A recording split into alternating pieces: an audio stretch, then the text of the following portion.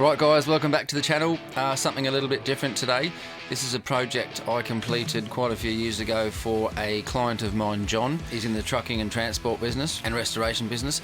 He wanted me to build him a transport trailer for his vintage lorry. So the idea was he wanted to take this thing to shows and have some living quarters in the front, and he's basically seen all the racing guys, all the truck guys have these beautiful trailers where you reverse your lorry on the back and it almost completes the vision. So he started out with a really old low loader trailer and we cut the thing to bits. It was rotten, the thing was bent, needed a ton of work. I did this all by myself. It took me probably 2.5 years to complete. As you can see, all the rear chassis and everything was rotten. We had to make templates and hand make everything. Monster job, really enjoyed doing it. Turned out absolutely killer. He had all the inside drawn up on CAD and had a guy come in and build a custom interior, which turned out absolutely amazing. So yeah, enjoy the photos and enjoy the watch.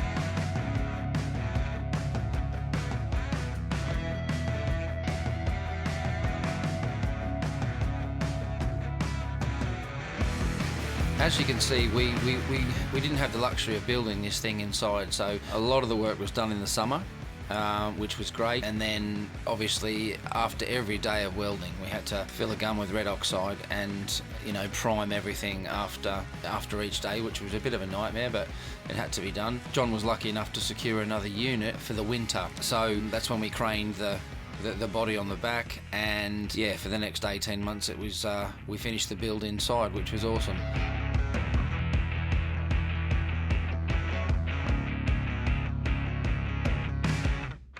I mean, this thing had everything, you know, big locker boxes on the sides, pull-out generator. I had to rebuild all the landing legs on the front of the trailer.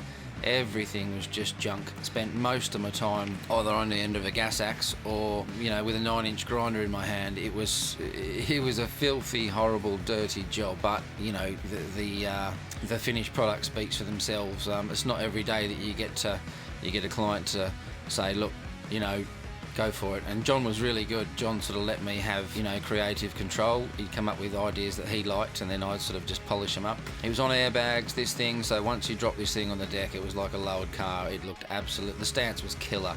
Changed a few designs. This was one of the designs that John came up with that he'd like on the side of the trailer. He was going to have the vehicle, the trailer wrapped, but in the end he ended up having it painted by a trucking and bus company.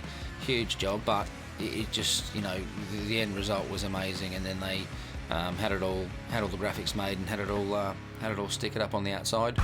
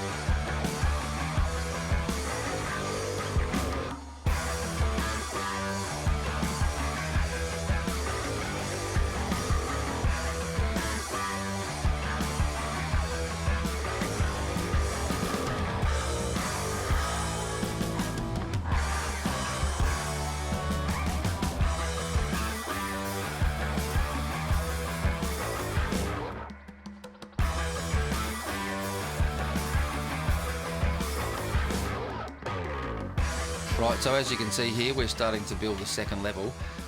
John had previously had an old fridge freezer body, as you can see in the background there, that he had kitted out inside. He did want to start again and build it out of sheet metal, but I said to him, look, you're mad, because the inside was gorgeous. He'd spent a load of money, it was all wide, it was all fitted. So all we did was we plonked that on the top, I cut the rear doors off it, and then extended from there on out. Brand new, you know, all the tube work for the front spare wheel holders, 22.5-inch Alcoa alley wheels. John's a big stickler for lights. He loves to light these things up like Christmas trees. So loads and loads of laser cutting, you know, for all these goodies, which was nice to work with because it was all, you know, fresh metal, and you know, I took all the measurements and we sent them off and had it all cut, and everything went together quite easy, to be fair. Once we started to build the top, what I wanted to do was I wanted the truck as close to the rear cab as I possibly could. I didn't want a gap there. I wanted the truck to almost complete the top of the trailer, like the you know, the physical, you know, side view of the trailer. I wanted to make it look like it was sort of integrated. So we had quite a bit of room to play with. So what I suggested to John was I built a bedroom on the back of the box, and then I put a door on the back of the bedroom, you know, for safety reasons as well. And I built John like a little beer garden, a balcony out the back, which was probably about 3 meters by 2 meters. Nice set of seats out the back. Drop the rear shelf down and put a little railing on there, and you can sit out the back and, you know, have a beer and look out over the show at the end of the day. We also put a manhole in that rear balcony area, so if there was a fire or anything inside, he could just climb out the back of his bedroom, straight down the manhole, straight down those ladders, and you're away. I think we put, in all fairness, we must have put about 25,000 pounds worth of steel in this thing. It was monster. It was heavy, but it passed. He had it all inspected and certified, you know, and we didn't have any kickbacks at all. So yeah, fantastic build, lots of goodies in there, lots of creature comforts.